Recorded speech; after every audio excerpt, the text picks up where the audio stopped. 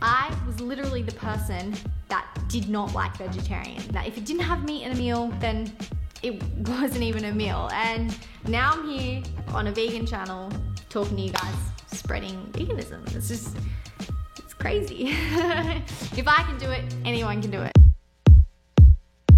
YouTube channel. Hi guys, welcome back to my YouTube channel. Today I'm going to be talking about my vegan story because I haven't done this yet and I just can't believe that I haven't. What? I have never really given you guys some background of where I came from, how I became vegan exactly, to where I am now. And that's what I want to do today. And you know what? I'm going to jump straight into it because it's probably going to be a long enough video as it is. So let's do it and take you back to when I was growing up. I always thought that I was a pretty healthy kid. I thought that my family was pretty healthy. All through high school, I lived with my dad and my stepmom. And my dad was always really big on like vegetables, like lots of veggies, and he did a lot of cooking himself and he made a lot of different cuisines. I wasn't a fussy eater growing up, that's for sure. Definitely grew up learning to eat a lot of vegetables and stuff like that. Compared to other kids, I didn't have a lot of junk food in the house. I always just felt like I was stuck with the healthy, boring option. In saying that though, my dad was also very into his meats and cheeses and things like that. We used to go away like fortnightly to my property in the country. So when we would drive there, I would always get takeaway like McDonald's or something like that. I was such a foodie. Like growing up, I didn't really know anyone that felt the way I felt about food. I would always feel like I was way more excited about it. I was always thinking about it. I always wanted food. I couldn't eat enough food. Like it was ridiculous. My appetite was huge. And you know, I was a very active kid as well. Like I was dancing every day after school and running around like crazy. Dad always, you know, taught me that like food is gonna fuel you. Like he'd always, whenever I would have like a big dance thing on, he would make sure I'd have heaps of pasta, and he definitely ingrained like a good relationship with food in terms of that. But also a bit of a sweet junk food tooth as well. I think that I got that from him. In terms of my body, I remember around 8th grade, I started to notice that I was different. I was very tall and lanky for a girl, and it made me feel very self-conscious. People made fun of me. They would make fun of me for being lanky and skinny and having long limbs, and for being really tall. And I also started to notice that girls were developing curves and I was not. I was very straight up and down, and my dance teachers even used to make fun of me for it. I mean, they were obviously just joking around, but for me it was like, what's wrong with me? Like, why don't I have hips and boobs, and why aren't I starting to get these things? Then around year 11, I got boobs out of nowhere. And along with that came some other fat that I was like, what is this? Like, I'm getting fat, like on my stomach. Like obviously I wasn't fat, but I mean like I was getting some fat. And I started to become conscious of my stomach and my boobs even, and it was just a very weird, like, what's going on here with my body? And that's also around the time I started eating a lot more junk food, because my dad was going through a divorce and he was kind of resorting to me eating like food from the canteen more than making food myself at home. I was definitely eating like all the junk from the canteen, if you know what I mean. So yeah, I was aware of my body and things like that, but I was never like considering restricting my calories. Like I did kind of start being like, oh, really, I should try and eat healthier. And like, oh, the girls aren't eating as much as me. And I had one friend who would just eat 1 chocolate bar a day and that's it. And I was like, you're crazy. Like I always kind of thought that was really bad to restrict, and I didn't want to do that. After high school, I moved out straight away because I started going to a full-time dance college, and I started sharing an apartment with my brother. And this is where my whole life kind of got flipped upside down, because I had to start like working to afford rent and food, and I was also dancing 8 hours a day, and things were just crazy. My dad moved back to his property because he was very unwell. For the first time, I was completely like free with my food decisions, and that was probably not a good thing because I didn't choose the best food options. I was still so obsessed with food, and during this year I definitely developed a really bad relationship with food. Started at my dance college and things got intense in terms of how your body had to look. We were put on specific diets, we had all of our food monitored, and it was the worst. It was the worst thing ever. We pretty much were told to cut all carbohydrates. We were only allowed to eat like lean meats and like salad pretty much. And for people that are dancing 8 hours a day, that is really, really crappy. Looking back on it now, I just realize how detrimental that whole year was for my relationship with food and just for my body in general, because yeah, I was just in this constant love-hate relationship with food where I was like, I'm gonna love food and like I just want to eat all the time, like I'm going out with my friends and like indulging like crazy, and then being like, oh my god, I hate myself, like why did I do that? I'm never gonna have the perfect body for dance, and I'm never gonna get picked by, you know, an agency, and I'm never gonna have my career, and it's just like everything relied on your body image, and it was the worst. I'm definitely not saying I spiraled into a full-on eating disorder, but there was definitely disordered eating going on, and I hated my relationship with food. I could never stick to this diet. I just always constantly gave up on it. At the end of that full-time year of dancing, I became injured. I tore the cartilage in my hips, and it pretty much put an end to me being able to dance as a career ever. Everything kind of started crumbling down like this in my world. Yeah, very dramatic. I did end up getting an agency through my college. However, I was more doing like modeling and like acting stuff with them. I couldn't really do any full-on dance stuff. Therefore, the pressure of looking a certain way was still definitely there, and my relationship with food continued on to be this constant battle, constant struggle of, you shouldn't eat this, Bonnie, but I really want to. Okay, just eat it. Oh my god, I hate you. That was my life. And I was also working at a call center, which pretty much grabbed my soul and sucked it out. And yeah, that was pretty much what that job did to me. It was one of those things where I was like, oh, I won't do this for very long. I'll just earn a bit of money and then move on. And then I got stuck in there because the money was so good. So obviously that's not what I wanted to be doing. I was trying to dance, and I was trying to act, and I was trying to, you know, do all these things in the industry, whilst constantly battling my food problems. Like I said, it was just a constant battle, and I never really got anywhere. Working at this job in the call center made me eat to take away the pain, pretty much.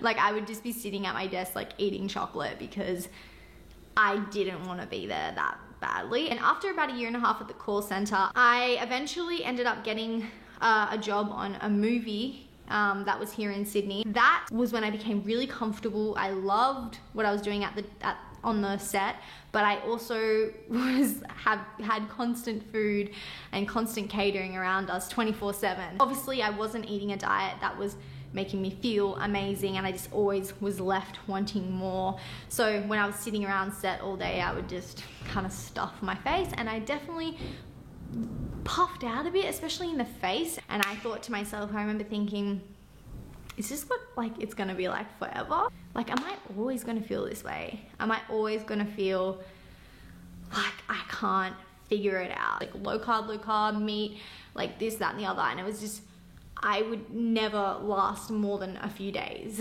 Like I would just reach for junk food, reach for lollies, reach for chocolate. After working on the film, I actually ended up getting another job in hospitality, and that's where I eventually met Tim, my boyfriend now, who is vegan, and he was plant-based when I first met him. He changed my life, obviously, meeting him. He introduced me to veganism, and that just blew my mind.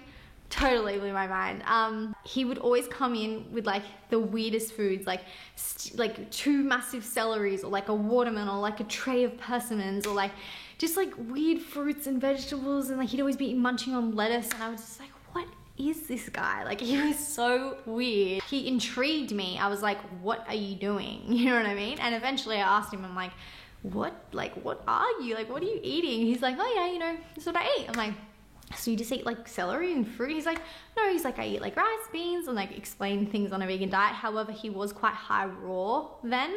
I'm like, are you vegan? He's like, yeah. And I was like, oh, wow. Big point that I missed.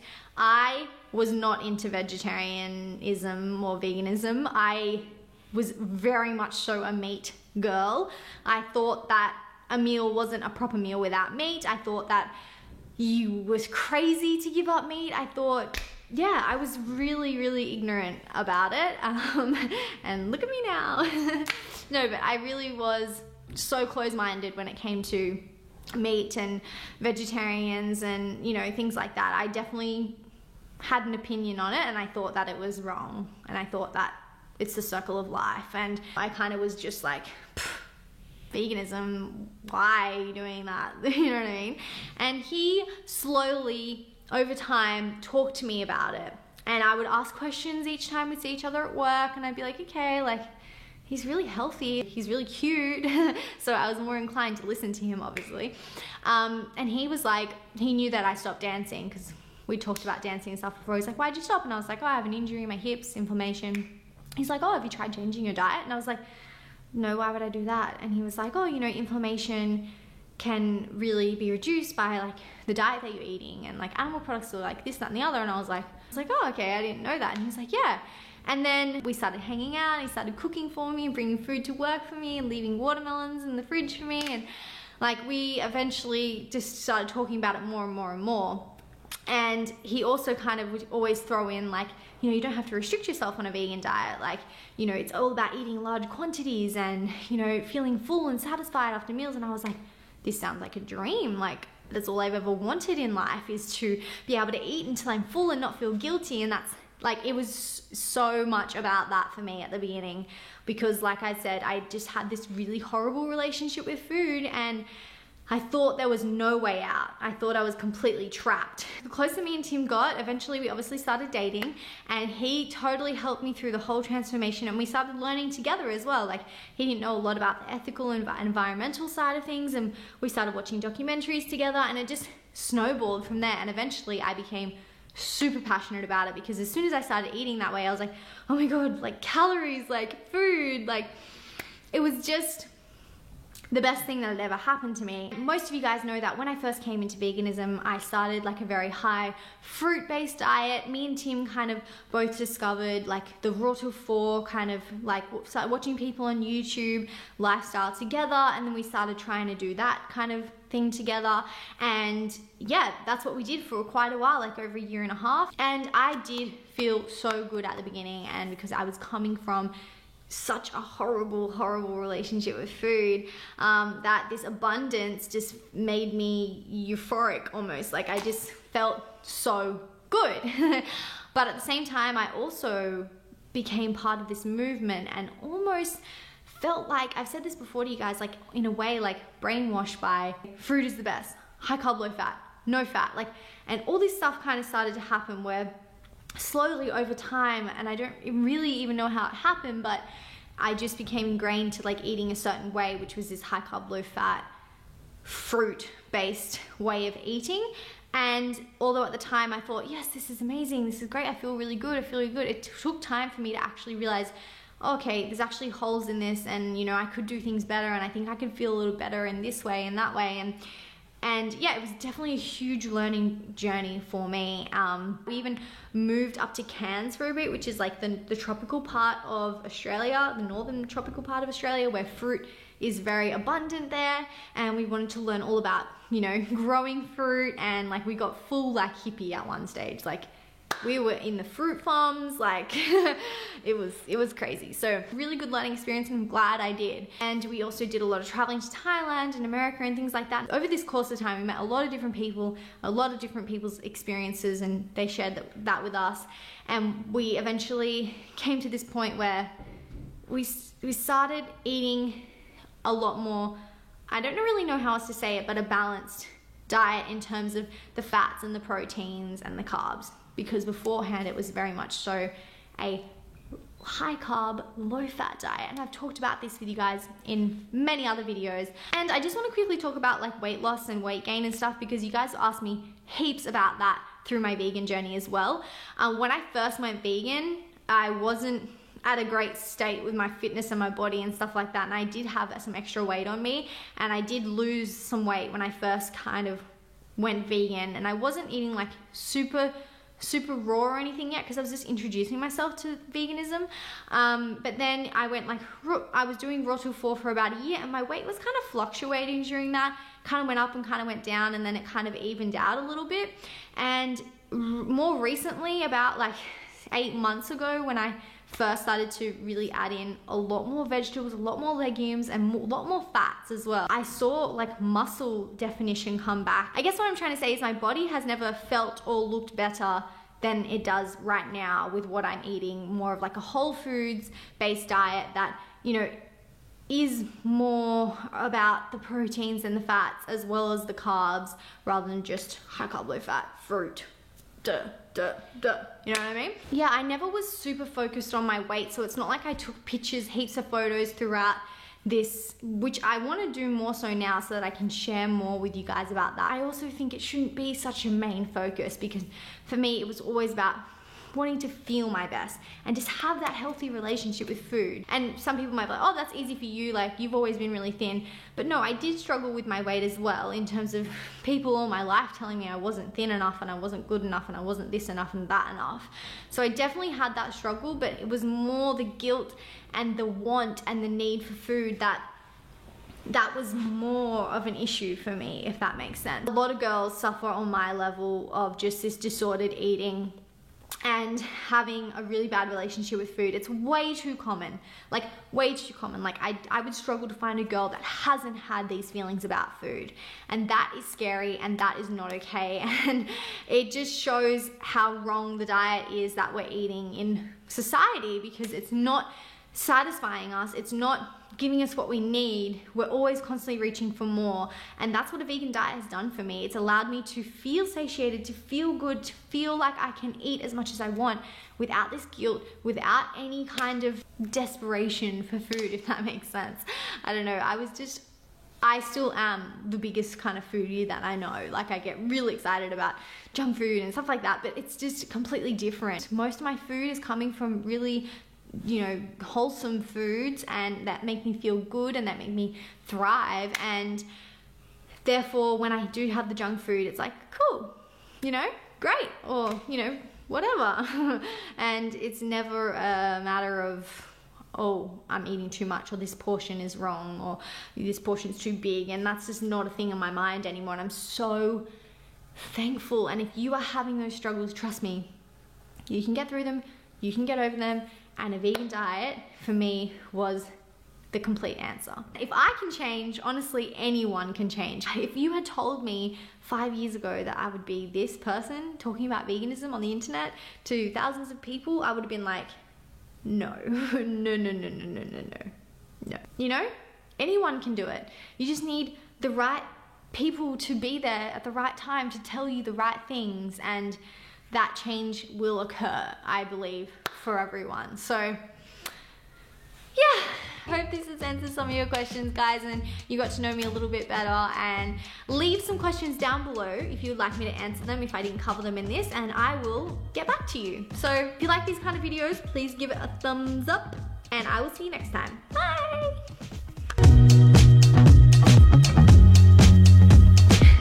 Why do I think that this is the good position to do a cover photo?